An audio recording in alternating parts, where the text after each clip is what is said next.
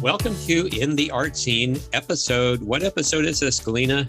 This is episode number 12, and this is the last interview of the season because the last episode of the season will be just us recapping and, I don't know, talking about some future plans, maybe. We have an interesting announcement to make for you. We do? We do. Okay, even I don't know what it is, so I'm doubly excited to find out what this announcement's going to be. Well, stay tuned for the episode number 13, which is the wrap-up of the season. I'll be there. I certainly hope so. Okay, so this is episode 12. It's the last official episode of season 1 of In the Art Scene. So thanks for being a founding listener if you are joining us while we're doing this in 2021. And today, we're going to be speaking with someone whom I've known a really long time. This is my martial arts sensei, my karate sensei. His name is Neville Billimoria. I've been training with him since 1994. And we have a really interesting discussion today because the concept of martial arts that we know of generally in the West, especially promoted by such movie franchises as The Karate Kid, but also various other martial arts genre movies, and of course the whole commercialized dojo system here in the United States, which emphasizes exercise and discipline, of course, and tournaments and competition and belt ranks and all that good stuff. All great stuff, all good sporting stuff. But there's another side to martial arts. That's why it's called martial arts. And we're going to be exploring that lesser known and very essential part of the martial arts practice. And I think you're really going to enjoy listening to Neville. He's an insanely interesting person. He knows a lot about a lot. He's really into personal development, developing others, helping people reach their fullest potential. That's what he's all about. And that's what our karate school has been all about since his sensei created it, Sensei Raymond Castellona back in the 70s. So get ready. Put your seatbelts on, or maybe put your karate gi belt on, and get ready for what's going to be a really good episode. I'm excited. All right, let's do it. Let's do it.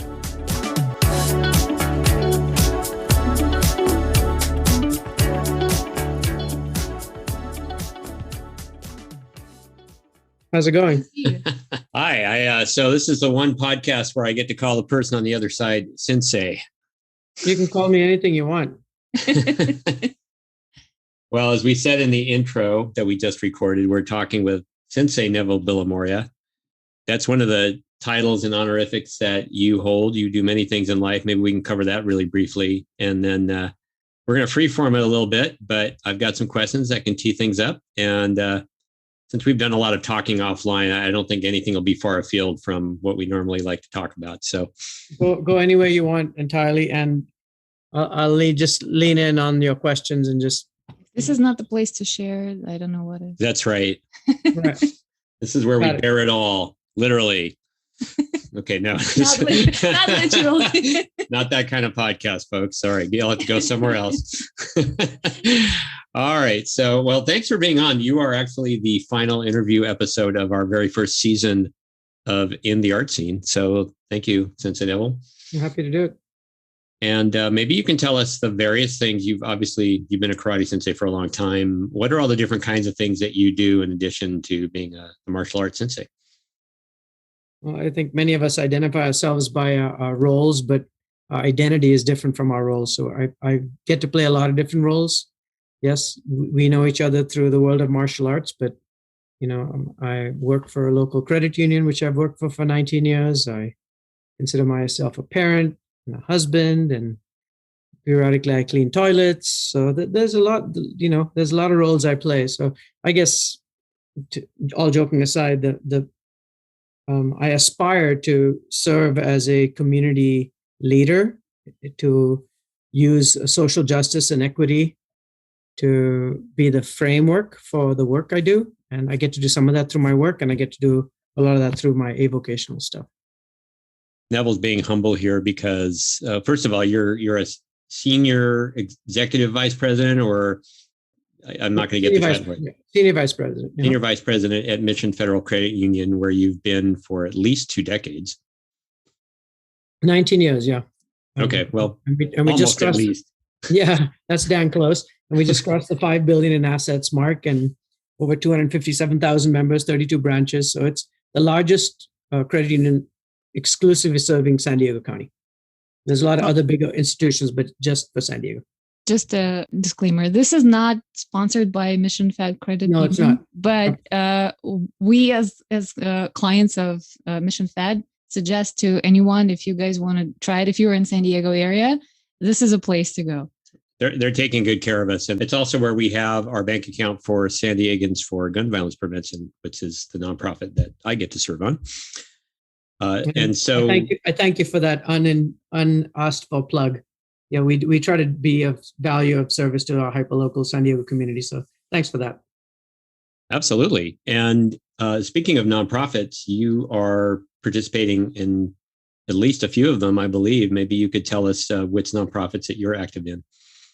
Well, Mission Fed was born on a bar desk in the County Office of Ed. So we have a lot of educational partners. So we bank, because credit unioning is not a verb yet. I'm working on it, but we bank 29 of the 43 local school districts. So I do a lot of work in education. As you know, from UCSD, I'm on the UCSD Alumni Board. I've been on that since 2008. I'll be terming out this coming year. I'm on the Ackerman Foundation Board. I'm on the North County Philanthropic Council Board. And all of those are organizations that serve our nonprofit community, of which there's several that I have affinity for, but there's a lot that we try to support, whether that's, again, through my work at Mission Fed. Like with COVID, it's been about the San Diego Food Bank and Rescue Mission and Salvation Army, because we felt that so many of our brothers and sisters were challenged with food insufficiency. And so we decided to just go down to bare essentials. But there's other things that I personally support, including the Alliance for Empowerment, which is about women's issues and empowering women and addressing domestic violence, sex trafficking, a host of quote unquote subjects that many organizations don't want to deal with because of the type of the topic. But that's on my own time. So anyway, it's all over the map. Really, the underlying focus is education. I think that democratizes opportunity and affords those of us that are trying to live the American dream and have upward mobility and have financial autonomy. I think that's what I try to support, is really education, and then financial inclusion and financial well-being through my work. Which is sorely needed, not just here in San Diego, but across the country, at least in my opinion. So the reason I forced you to kind of go through your CV there is because you do an awful lot of things.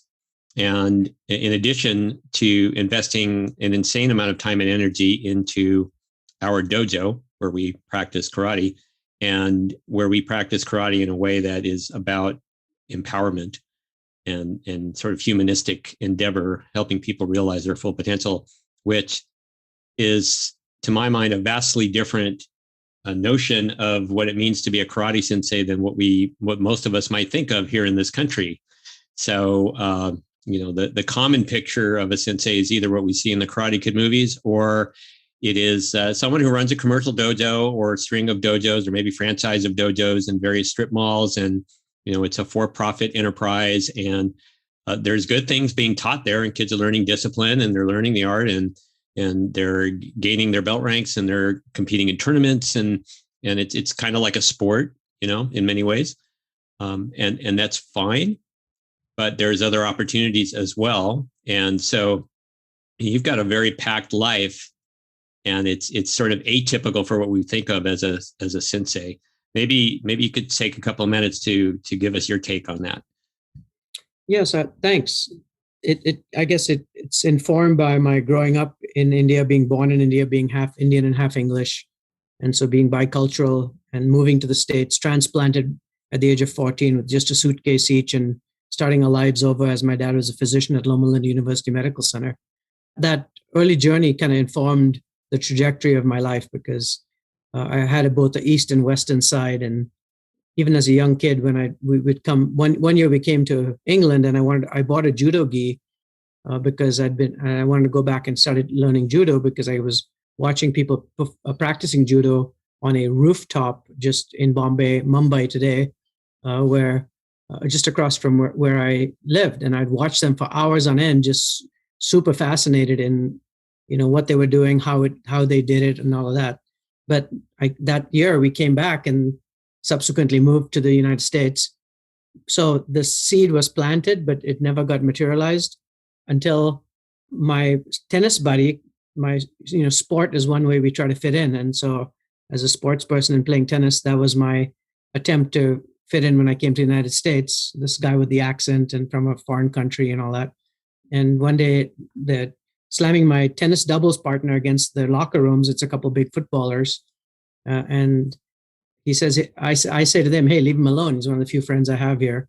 And they said, what are you going to do about it? And he chimes in, well, this guy knows karate. He's from India. And so they eyeball me, nothing happens, but I start karate the next week as a attempt to kind of, have some agency and not be a victim and not get my butt kicked in the next locker room on the next lunch break or whatever. So that's how I started. But yeah, it got manifested into being really a way of life and a way of being and actualizing my Eastern self, bringing balance to that side of my personality. And so today, it's a really important opportunity to bridge East and West, Western science and Eastern wisdom traditions.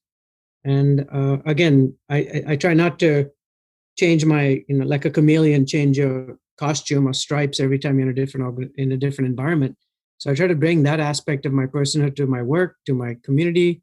You guys know it through the dojo and vice versa. The things I learn, I've been doing some equity training, and the things I learned from that in this post George Floyd racial reckoning environment we're living in, I try to bring back to our dojo too. So that's that kind of cross transfer of East and West, and those two aspects of my personhood have really been afforded an opportunity to grow in the martial arts and beyond. But that's how it all kind of muddles together.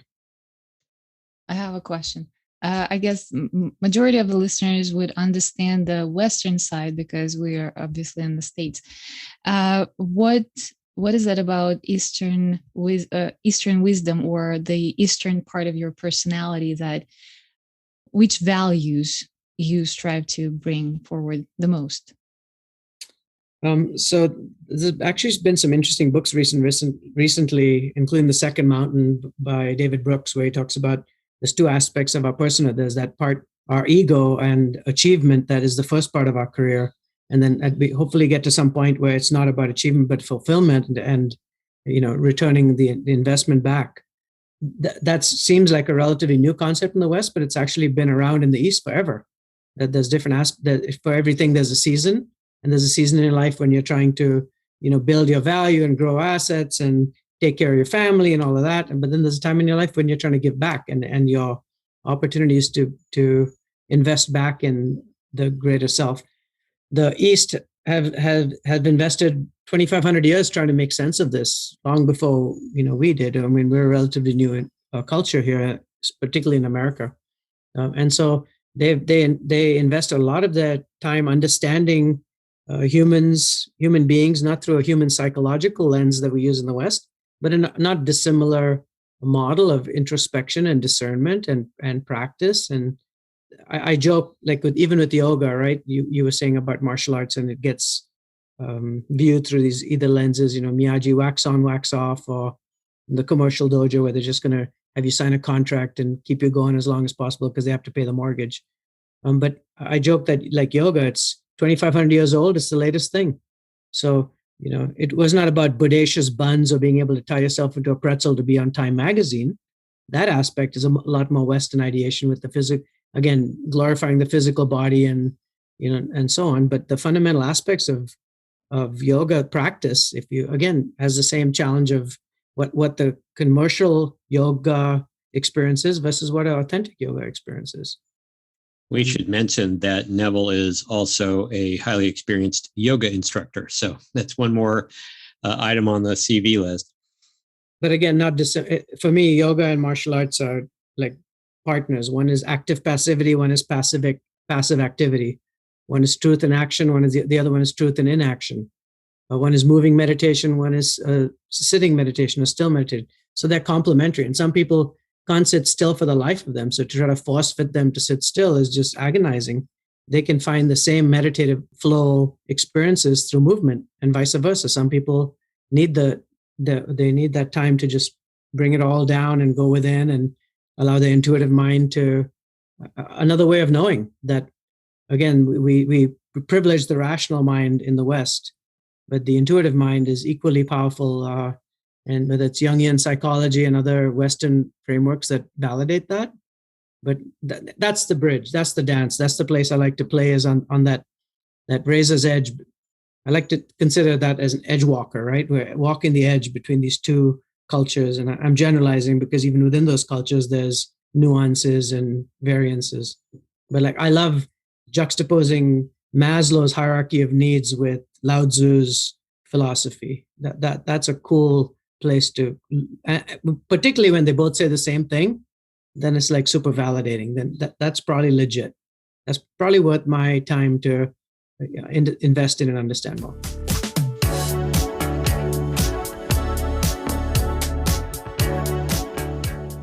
And it's interesting that you mentioned Jungian psychology, because Jung actually was digging quite deep into Eastern traditions, and he was not experimenting. He actually did a huge work on mandalas and how it affects our psyche. Yeah. So again, I'm making gross generalizations about East and West. Just like with martial arts, and we talk about this, which is the best art to practice? There's no best art. The person who is most successful is the artist, the practitioner who invested that time and energy. But as you move up in whatever the art form is, the principles are very similar once you take the time and invest several decades or more. At the surface, one looks like it's on the mat and pins, and the other one looks like it's in standing up and kicks, and the raw outer shape looks different at the beginning. But once you get into the depths of the practice, again, beyond just the physical, also there's such similarity. So why would Jung not run into Lao Tzu in the same field of consciousness, of higher consciousness and higher evolution? So it's for us to be less regimented in our thinking and look for those intersectionalities and points of connection, rather than just think of them as different practices. And so I'm blessed to have a foot in both those worlds, and that's that kind of defined who I am, which is good, bad, and ugly, all three. No ugly here. There's one. Yeah, she's pointing at me right now. Oh, no. Like I said in the last podcast interview, I have a great face for radio. So it's lucky you're listening to this podcast and not watching it. So I want to go a step further into art.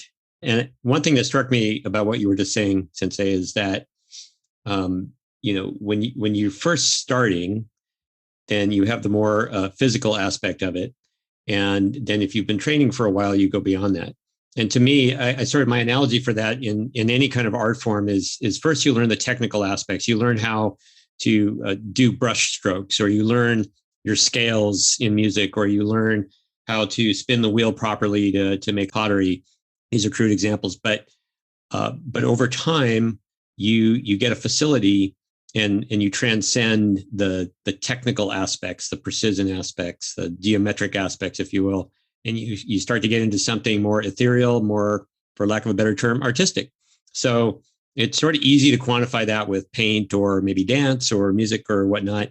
But martial arts also, I think, very much has that baked in. And I wonder if you can help describe for us the artistic parts of the martial arts, because most of the time we only think about the martial part. You're in the locker room and you don't want to get your butt kicked. So you've got these techniques that you learn, these physical techniques that can pin someone and get them to leave you alone. But that's not the real deal here. Maybe you can talk more about that. I'll try. It's a complex subject, but yeah. So fundamentally, there's like you said, there's the sport or the technical aspect, and then there's the developmental aspects. If you wanted to stratify it again, the journey towards self-perfection, and then there's the aspect of self-protection. And we have to decide, is a zebra a black animal with white stripes or a white animal with black stripes? That's actually been figured out. People can Google it if they want later. But the point is, in our practice, it's about the self-development or self-perfectional, self-realization, self-actualization, whatever you want to use, takes precedence over the fighting. So the fighting is a means to an end. The protecting yourself is just is rightly understood a byproduct, not the main reason you're doing it. Now, others would disagree, and they're entitled to their own opinion, and each viewer and listener and practitioner needs to choose what system is right for them. But for me and for the way I try to advance the art, it's to help each one of us empower, ennoble, grow, develop. And as a result, then we can be better contributors to our society. And since we just went over Earth Day just a few days ago, even preserve and protect our planet. So it depends how wide you want to make your whole wide world, right? Is it your whole wide world just you and your immediate family? That's a pretty wide world. And sometimes all we can do is take care of them, and that's plenty.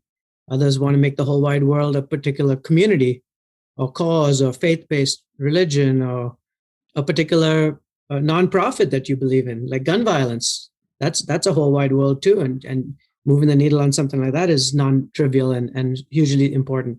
But then others are looking at the big picture, like Greta Thunberg, as an example, as a young person, is able to see the forest from the trees, is able to discern that. I saw a quote recently from her saying that all the rules you can't just follow the rules need to be broken and the rules need to be changed. And so she's realizing that a complete disintermediation of the current system is going to be required for us to preserve and protect this tiny blue planet. So how wide do you want to go? And what is your locus of control and influence? And to what degree are you going to invest and recruit your full self in that work? That's being an artist of life. And for us, the medium, whether it's not paint, it's not clay, it's the canvas is life and we are the art. And so the art opportunity, again, applying the developmental aspect, is when the artist, the subject, and the experience of creating the art become one, that's meditation. And our ability to become one with the subject we're trying to create is a gift that we can aspire towards. On the way, we might, like you said, be working on techniques, we're working on sub aspects of that, but ultimately the ultimate in our practice, when we become artists of life, is when we are one with the practice. It is indivisible from us, and we cannot when we're doing that art, whether when we're painting that painting or molding that clay or playing that piece of music, we disappear. We don't exist. The art takes over, but that's not easy peasy lemon squeezy. That takes a little bit of work to get to that. I'm trying to imagine turning what you said into a marketing pitch for the dojo, because, it makes me laugh to imagine a sign with we're going to turn you into an artist of life. You're going to become a canvas. You're going to become one. You're going to be helping humanity. You're going to be self-actualizing. And I don't think I've ever seen a sign in a martial arts dojo that promised any of those things. And this is one of the reasons why we wanted to interview you today, because it is an aspect that I have very much come to appreciate in our practice over the last 2.5 decades that I've been able to have the privilege of working with you. And it's why I'm here. It's why I have stayed in martial arts. I don't think I would have stayed if it hadn't had that kind of depth and that moral compass and that focus on serving others. And we had an interview recently in another podcast episode with Angelique Bacha, and she also talked about how she paints because she literally wants to help other people. She wants to make people feel better through her paintings.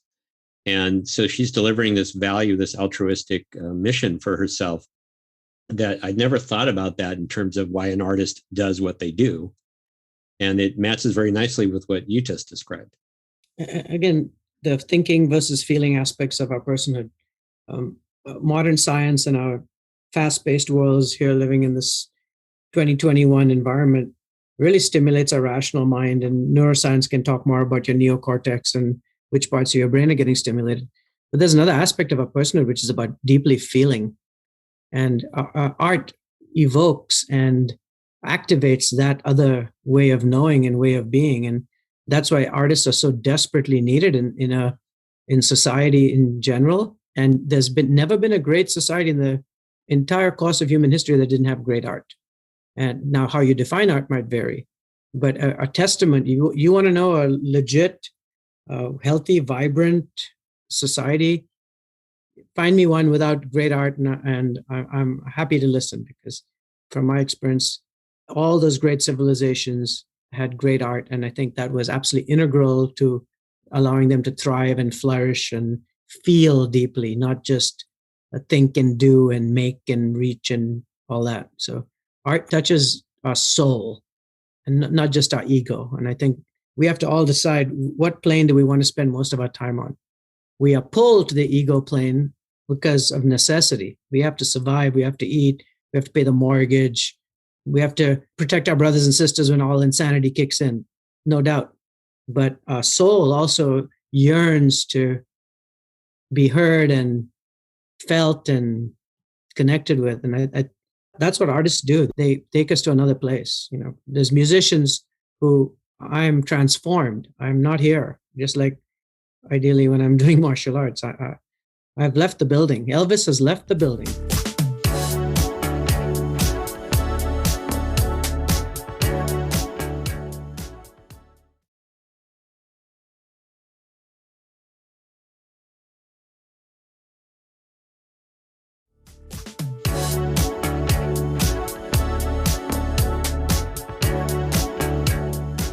I'm getting chills. I'm just listening. Yeah. I'm literally getting chills. Well, we've spent countless hours talking over the years about these topics. It never gets old, obviously.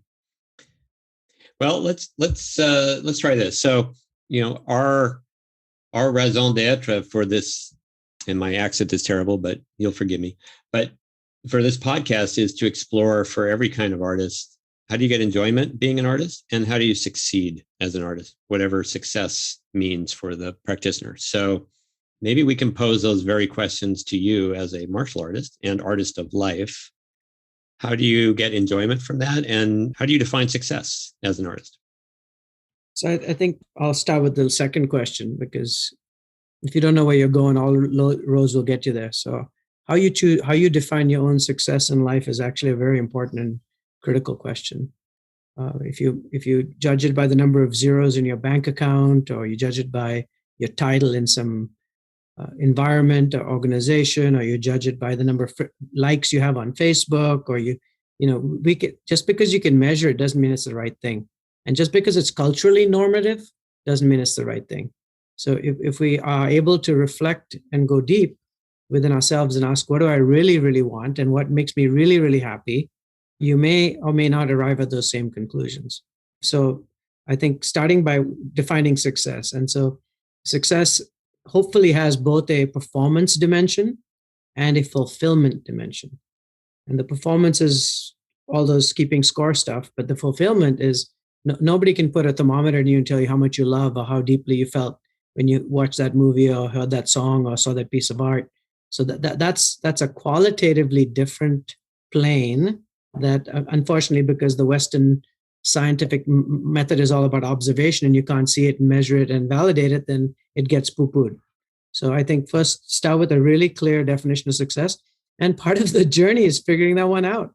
You don't get born with a manual that says, hello, Neville, welcome to the world. It's 1960 and here's your definition of success. And your actuarial table says you're going to live about this many years. So good effing luck. And I hope you figure it out. Say yeah, bye. So part of our evolution and adulting and then growing up is to figure out and change our definition of success as circumstances dictate. We update our operating systems on our freaking PCs faster than we update our own internal operating systems. And the rate of change is so fast that if we don't attend to that, we may be turning back and going, wow, you know what? I did that because I was told to do that. And now in hindsight, that was not what I wanted. That was what somebody else's wanted. That was not my definition of success. I was fulfilling somebody else's. So I think taking the time to reflect, again, active learning theory suggests there's the information experience, there's reflection, and then that turns into action. I think we suck in the West at the reflection piece, generally speaking. We go from experience to action, get her done. The faster we can produce it, the better, because it's all about performance. But if we don't reflect, we lose the opportunity to make that discernment about, you know what, that meant that was right then, but not anymore. Oh, I had that belief system then, but I'm up to change it. So the second part then, as an artist of life, I think you're a master learner. That lifelong learning and growing your practice and improving your skills and enhancing your depth of feeling, it's infinite, it's not ending. And I think those that age well and have happiness, because I think you talked about happiness, and as part of this is they are able to choose the right things in their definitions, and then they're able to work towards them and be kind to themselves and gracious to themselves in their practice, not just to others. So we talk about empathy and kindness and compassion and all these things, and typically they're in relation to other people. I wish we would all invest as much graciousness and kindness and empathy to ourselves, because then your vulnerable artistic self can really manifest, because otherwise it gets hidden and protected and scared and won't come out to play, that it's threatened.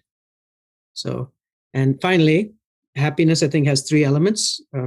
Some people have studied this more empirically than me, but there's the anticipation, looking forward to something. There's the experience itself and completely immersing in it. And then there's the memories that you can have when you look back and can replay those over and over and over, and they can bring a tear to your eye or, warm your heart. So spending more time investing in the positive stuff and anticipating something you're going to look forward to, enjoying it fully when you're in it, and then take ample time to go back and revisit the memories, because all that rewires your brain and validates how important that stuff is. Well, having looked forward for many months to our recent trip to Sedona, and then enjoying the heck out of it while we were there, and right now basking in the glow of that because we got back 2 days ago, I know exactly what you're talking about. We know exactly what you're talking about. Perfect. Perfect. That was a great answer. Something you said struck me. I wonder if we can go deeper into that. You mentioned, and I'm trying to quote, that the reflection piece we suck at in the West. And so I wanted to see how, in your own practice and in your work with us as students, maybe you can share anecdotes or advice, from your own experience where you had the opportunity to reflect, and how that might have evolved your course in martial arts training, martial arts teaching, artist of life. So again, using our framework, there's the planning, there's the execution, and there's the feedback. And we tend to be pretty good in the West at planning and really good at execution. But we don't take as much time to implement the feedback loop. And the feedback loops can come near real time. Like right now, you and I we're having a conversation, but I'm trying to actively listen and adjust in the moment. But then we'll be done with this Zoom call, and I'll be on to the rest of my day. But there's time to still reflect and go, that was a really interesting question they asked. Did I do as good a job at answering it? Or, wow, that actually triggered for me things I want to think about now. So reflection comes in many flavors. And I think, sorry, no judgment to when I say the West sucks. I'm part of the West. Okay. So I'm self-referring that I suck. I don't do a skillful enough job at reflecting as I could do. So I'm not pointing my finger at anybody else. I'm pointing at myself. I'm just hoping the entire West didn't take offense at those comments. Right. So West, we apologize. Yes. Okay, we got that. Whoever is West. Yeah. Sorry, I didn't mean to interrupt, but I just had to. No, I got it. I actually had a question also related to this topic. I guess my question relates to the intuition. So you were talking about being compassionate and kind to ourselves and to one another, and being active listener and adapt and change the perspectives, get the feedback, reflect, and be learner all the time. But I know that from my my yoga practice as well, which I can relate to 100%. It takes a little while to actually get out of that rational way, and you really need to, in my experience, get in touch with your intuitive part before you will be able to be compassionate to yourself or the others around you, or even be able to reflect, learn, or get the feedback. So, yeah. And I don't know, it's not a question, it's a comment, but if you can add anything to it. No, I think you're right on, Galina. The challenge to allow our intuitive mind to manifest is that all the overload and overstimulation from the rational mind. So it gets crowded out by the five senses. And because we spend so much of our time externally focused and stimulated, it's hard to be able to sublimate and settle all that stuff down so the intuitive part of ourselves can come out. So we all have to come up with practices to do that. ADHD kids do it by doodling or having a fidget or sitting on a chair that moves. I was an ADHD kid. I wasn't diagnosed as such, but I'm pretty dang sure that if I was allowed to, I would have processed better by running in the back of the class while the teacher was talking, not sitting on my chair. So at whatever level we are processing, and let's celebrate neurodiversity and neuroatypicalism, because a lot of the people that are neuroatypical actually have much richer inner lives, because whether it's by organic issues or experience, they've learned to go within and find a completely different way of experiencing life. So I guess my point is we need to, it's like a muscle, we need to exercise it. And antagonistic and protagonistic muscles, when you're working one, the other one has to let go. If the other one doesn't let go, the first one can't work. And I would say that with the rational and intuitive mind, the rational mind doesn't want to let go. It wants to run the damn show day in and day out. And so as a result, that poor intuitive mind is going, come on, man, can I come out once in a while? Cut me some slack here. And so if we don't scaffold that intuitive mind and have practices, whether that's meditation or music, or there shouldn't be a limit. The question is, which is best for you? Which one lets you let that part of yourself come out? And yes, with practice, then we honor it, that we learn to authenticate it. We learn to know when to go for that channel rather than the rational channel. And then that enriches the quality of our lives, in my experience. And that's just one idea. So to clarify, your point is that we need to start practicing art to become more intuitive, not become more intuitive so we will be able to practice the art.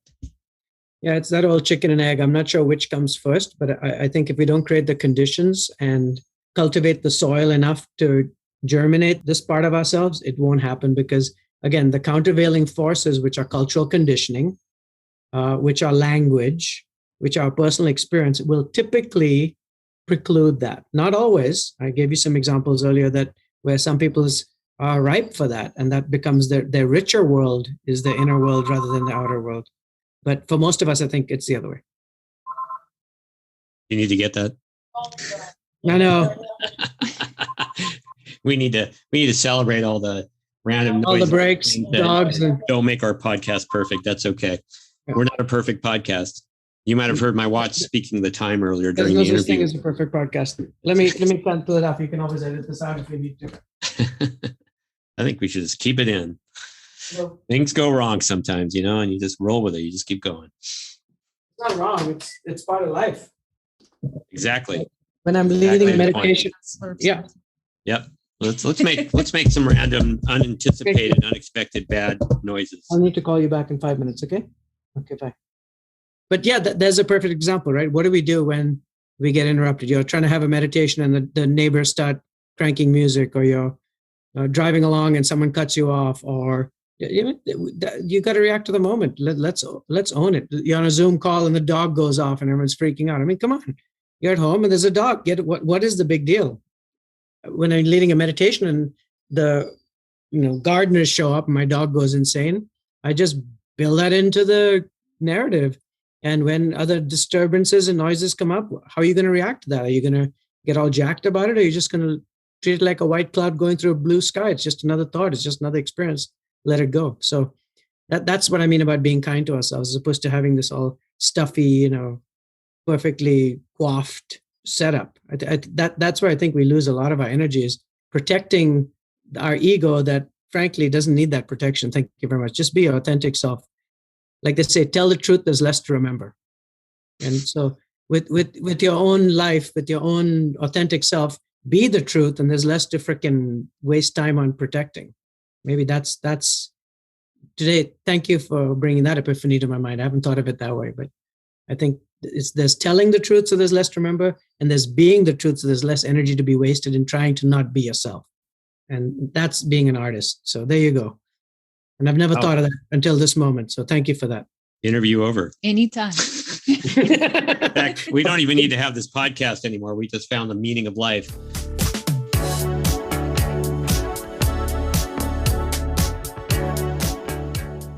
what was just said, that was amazingly profound. Be the truth, and there's less energy to have to expend trying to be something you're not. That was amazing. That was a gem that we're going to take with us. Well, you gave it to me, so I'm just feeding it back to you. So thanks for that. We were conduits only. And speaking of that, because you were talking about intuition earlier, and I wanted to share an experience from a karate training that we had just this morning. One of your senior students, we were doing a kata. And for those that don't know what a kata is, actually, maybe Sensei Neville, I'd like to hear you describe very briefly what a kata is, and then I'll go on with the story, if you don't mind. So think of a kata as a minute or less of moving meditation that is encapsulating some timeless universal principle and putting into physical practice. And it probably arguably predates the oral word, so people couldn't write stuff down. So instead, this is how I was going to transmit from generation to generation some encoded, embedded knowledge. And it's about a particular theme, whether that's a human values-based theme or some other benefit to societal theme. That was perfect. And to someone watching from the outside that may not know all that, they'll see somebody doing a series of karate techniques and moves, and it's always done the same way every time. So it's like a prescribed dance of different moves. And you can imagine a person engaged in a battle with multiple opponents coming from different directions. And that's what it looks like. So one of the katas that we've performed for many, many years, we did it today. And this person said afterwards that normally she's fixated on, and I use the gender pronoun, but normally I didn't say they, but she's fixated on how technically proficient she is doing the kata, whether she's doing it, quote, correctly. She's hyper attuned to that. And I suspect that if it's not going exactly to plan, then there's some reflection afterwards and how it could have been done better and that sort of thing. But when she did it today, it was kind of like the morning commute to work, where you get to work, you were driving the whole time, but by the time you get to work, you don't even realize how you got there. You were on autopilot essentially, and you were off in another place, but you drove very carefully and safely, and you got to work just like you do every day. And she said, I'm not sure because I lost myself and I don't know how I did, but it felt like I did it perfectly. And it felt like the best kata I've done. I'm paraphrasing, and I was blown away. I was like, okay, well, if that isn't getting into your intuitive self and completely losing ego, and basically the kata was coming from inside of her and coming out, it was basically performing her instead of the other way around. So I thought that was a marvelous example of, I think, if I'm reading correctly, and let me know, of the intuition, the intuitive part that we were talking about. I think so. Again, it's hard in the beginning of a practice, whether you're creating whatever art form you're creating, to disappear into it because you're admired in the technical aspects and the voice of judgment. Is it good art? Will somebody like it? Are those the right colors? Is that the right brush? We're constantly, the critic is available 24/7 to moderate our experience. So it takes a little bit of while to silence the critic and allow that inner piece to come out. And so I would, even if you hadn't said, senior person and I would, and I'm guessing now because I wasn't at the training, but this is not something that a person in the first 3 months of a practice are going to all of a sudden come up with. Typically, I don't want to limit it. Typically, there's some places where if you're communally dancing in an old tradition and the moves are not particularly hard and the rest of the community is uplifting you, they effectively pull you through the wave, even though you don't know how to surf yet. So there's sometimes, and I think it actually can be done, and that's the wonder and joy of communal artistic creation.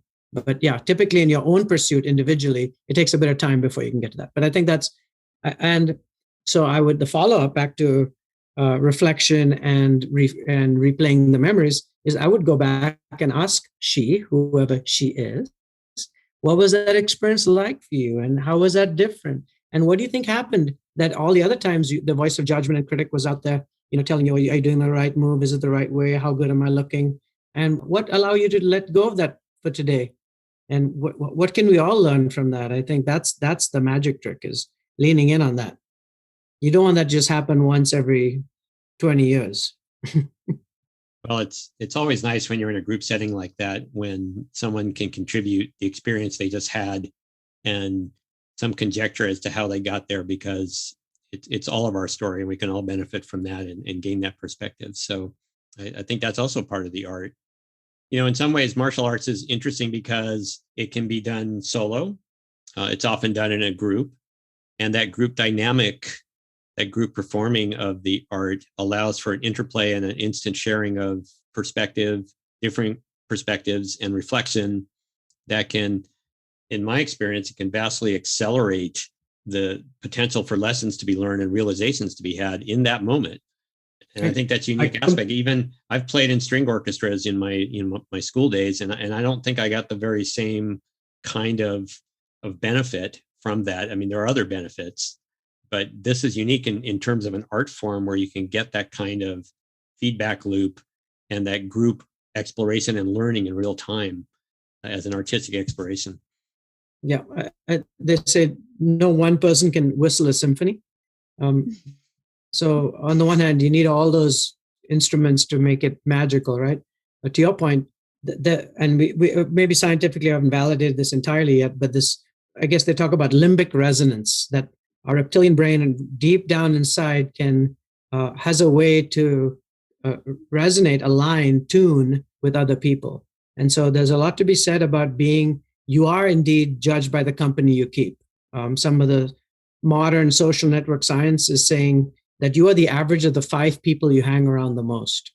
And that would hold true for political values, for weight, for a host of other stuff, because we're such social creatures. So to your point, when you're in a group trying to uplift each other, you do get resonance from the people that are already skilled at doing that. So meditating in a group of highly skilled meditators is different if you're able to tune in. Playing music with highly competent musicians is different if you're able to keep up. Playing sports with qualified and experts in the sport will raise your game, assuming again your skill level is such that it doesn't get overwhelmed. So yeah, I think this is an area that in Buddhism philosophy, not religion, they talk about the Buddha, the person, the Dharma, the teachings, and the Sangha, the community. And the hypothesis that I'd like to leave you guys with is the next Buddha, not a Buddha at all, but the Sangha, is the community, our collective wisdom, our working together as forces of nature and forces of good, going to be the next spiritual evolution. So I'm trying to stay away from any religious biases that's going to turn somebody off who's doesn't have a faith-based orientation. So this should hold true for atheists, agnostics, deeply religious people. It's non-denominational. My point is, will the next opportunity to uplift humanity come from us as a community, not from any one individual charismatic leader who has the inside edge on truth and is the son of God or the next prophet or whatever. And if we can all elevate and resonate on the same frequencies, then surrounding ourselves with more illumined or at least aspiring folks can fundamentally change our experience. If you want to hack consciousness, hang with the folks that are already deeply working on their consciousness, and you're going to get a faster track more often than not. It's not a guarantee. I can't sit around a bunch of Nobel Prize laureates and get myself a Nobel Prize. Let's not misconstrue the thing. But I can hang around a lot of deeply kind people, and they will warm my heart. They will change how I show up in my interactions with others, because they create a new normal culturally, a new cultural competency, and then I find myself behaving into that normal, even if wasn't my previous normal. So there's a lot to be said about how we can all upstand one another by doing that. That's, I think, about the energy exchange that we discussed in a previous podcast. You made me think about the oft quoted quote from Gandhi, be the change that you want to see in the world. And it strikes me that he wasn't necessarily one to be waiting for a higher power to be the next Buddha or make this happen. Rather, perhaps the higher powers are waiting for us to make the next move. And no singular person, but as a community, we can all do this together. And coming back to that whole group dynamic we talked about a moment ago, with martial artists practicing together and sharing perspective, and what you were just talking about with being around other people who are uplifting, that there's power in numbers. So it becomes a multiplicative effect the more of us that engage in trying to improve our world. I would hope so. And what do we got to lose? Well, Good point. we have a lot to lose, actually. So, but we have a lot to gain too.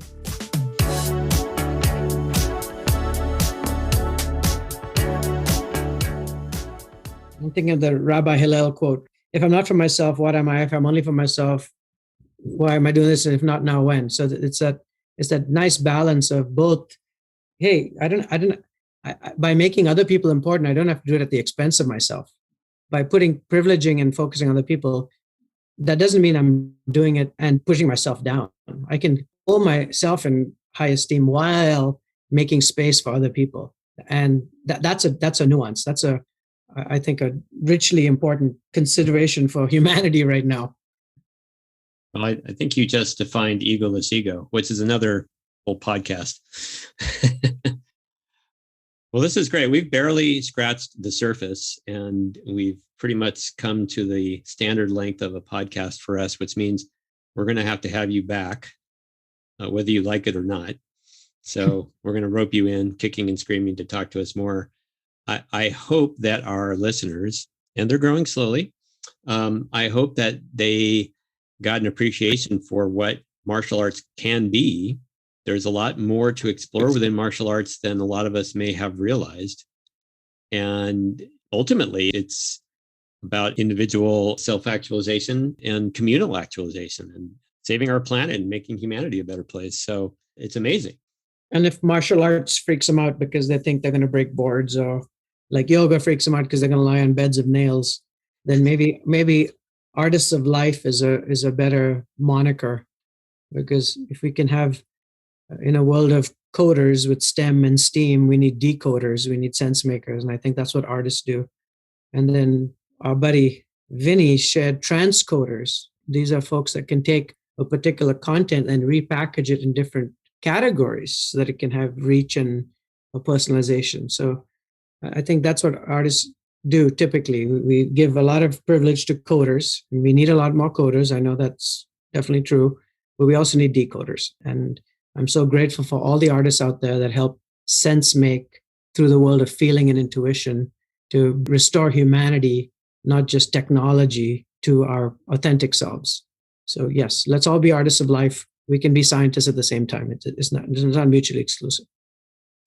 Well, you just gave me a nice way to tie up martial arts in a nice bow. And that is that martial arts is a wonderful way to practice being human.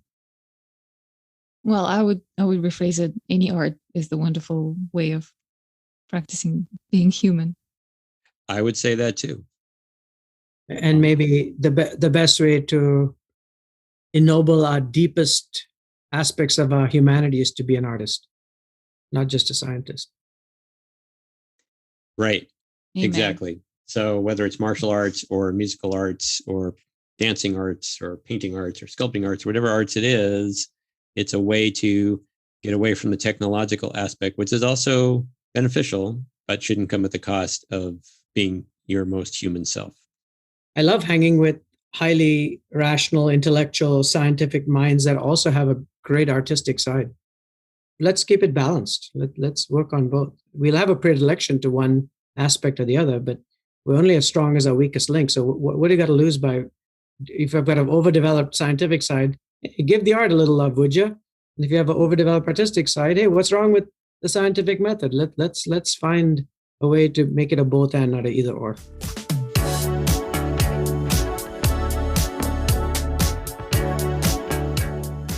Well, this was fabulous, Sensei Neville. Thank you for agreeing to come on our podcast. Yeah, thank you for inviting me. I hope that was useful. We were just sharing together, just investing quality time together and trying to, in a higher purpose. So I think this being a final interview of the season is the perfect cherry on the cake. Yeah, a nice way to offer a very different take and perspective on the whole field of arts and practice and the human and intuitive side. It rounds everything out really, really nicely. We will be having you back. Well, thanks. And if people listen to this, I would invite them to reflect back to you guys any feedback. What resonated, what made a difference, what do they plan to do with this information? Let's turn it, instead of just consumption of information and ideas, into generation of new ideas and new opportunities. So that would be my call to action or appeal to anybody that stayed long enough to listen to the entirety of this interview. Thank you so much for your attentiveness. And now, what do you plan to do with that information and to make your life better? And I wish you all the best in doing that, whatever choice you made at this moment. So you can do that by reaching us at intheartscene.com, where you can also read a blog post about this podcast. And you can hear this podcast wherever podcasts are distributed. Find us on social media. We hope you're enjoying this. Please share your thoughts with us about this conversation and others we've had this season. And thank you again, Neville Billimoria, for being on our podcast. And with that, we'll see you in the art scene.